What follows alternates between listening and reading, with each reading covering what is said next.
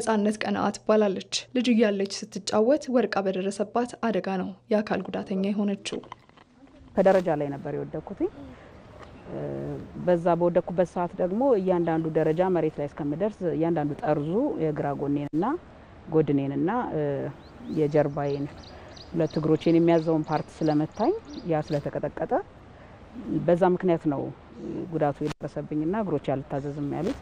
ይህች ሴት አካል ጉዳተኛ መሆኗ ከህይወት ሳያጎድላት ተምራለች፣ ተድራም ወልዳ ስማለች። ከጊዜ በኋላ የመጣ የሰውነት ክብደት መጨመር ግን በክራንች እንዳትንቀሳቀስ አድርጎ ላለፉት 6 ዓመታት የቤት ውስጥ እስረኛ አድርጓት እንደነበር ትናገራለች። የአእምሮ ጤናማ ሆነሽ ነገሮችን የማመዛዘን የማሰብ ችሎታው ያለሽ ግን በመንቀሳቀስሽ በክብደት በመገታቱ ምክንያት የምትፈልጊውን ነገር መከወን ባለመቻልሽ እሱ ራሱ የሚያመጣብሽ ጫና አለ። ቀዳማዊት እመቤት ዝናሽ ታያቸው ልክ እንደ ነጻነት ያሉ መስራት እየቻሉ እንደ ልብ መንቀሳቀስ ላልቻሉ አካል ጉዳተኞች ከቻይና የገጠር ልማት ፋውንዴሽን ጋር በጋራ በመሆን ዊልቸር አበርክተውላቸዋል።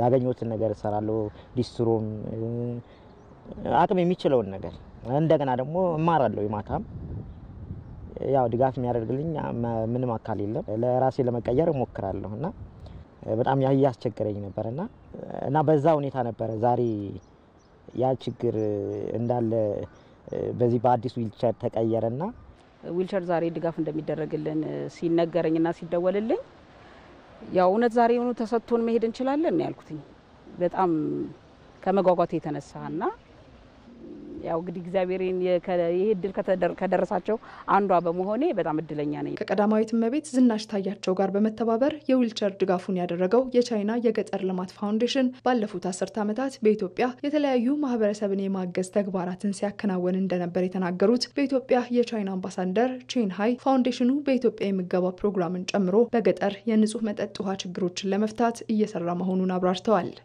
China and Ethiopia has a very traditional friendship and የኢትዮጵያና የቻይና ግንኙነት መልከ ብዙ ነው። የቻይና መንግስት የመንግስት ተቋማትን ብቻ ሳይሆን በጎ አድራጎት ድርጅቶችንም ከኢትዮጵያ ጋር እንዲሰሩ ግፊት ያደርጋል። ይህም በሀገሪቷ ውስጥ የሚገኙ ነዋሪዎችን ለማገዝ አስችሏል። የቻይና ገጠር ልማት ፋውንዴሽን ላለፉት 10 ዓመታት በርካታ ድጋፎችን ሲያደርግ ቆይቷል። ከቀዳማዊት እመቤት ጽሕፈት ቤት ጋር በመተባበር ለአካል ጉዳተኞች የዊልቸር ድጋፍም አድርጓል። ይህ የሚበረታታ ተግባር በመሆኑ የቻይና ስራ ፈጣሪዎችና ባለሀብቶች ይህን ፋውንዴሽን ተመልክተው በተመሳሳይ ተግባር እንዲሳተፉ ጥሪ ያቀርባለሁ።